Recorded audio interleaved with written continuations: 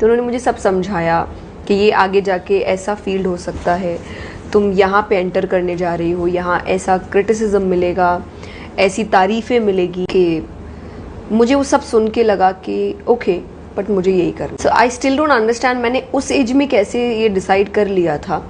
तो पर वो मेरे लाइफ का टर्निंग पॉइंट था जब मैंने सीरियसली ये माना था कि मुझे इस फील्ड को एज अ करियर चुनना है, कि मुझे ये ही करना है लाइफ से। स्पिरिचुअलिटी बहुत बहुत डीप सब्जेक्ट है, लेकिन आपने जैसा कहा बहुत सिंपल लैंग्वेज में मैं हमेशा कहती हूँ कि अगर आप कोई भी काम ये सोच के कर रहे हैं कि इस काम से मेरा तो फ़ायदा हो, पर मेरे साथ साथ सोसाइटी का, देश का या मेरे आसपास वालों का भी फ़ायदा हो, उनको भी हेल्प करे ये चीज़, आप स्पिरिचुअल है। सिर्फ एक हायर लेवल ऑफ कॉन्शियस होना है कि हम जो भी कर रहे हैं उसके बहुत असर होते हैं। वो सिर्फ मेरे से रिलेटेड नहीं होता, मेरे साथ मेरी फैमिली है, परिवार है, मेरा समाज है, मेरा देश है। मेरी एक हरकत बहुत सारी जगह अपना इफेक्ट छोड़ती है।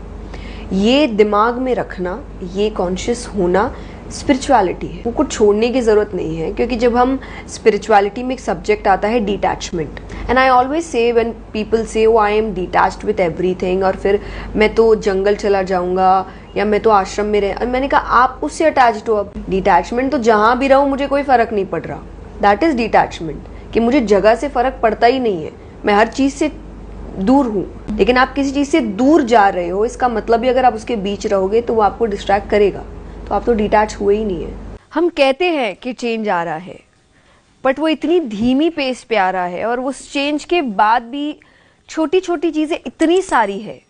जैसे कि आज बहुत बड़ा चेंज आ चुका है कि हर घर चाहता है कि हमारी बेटियां काम करें, पर जाने से पहले 4 पराठे और 2 चाय बना के जाए।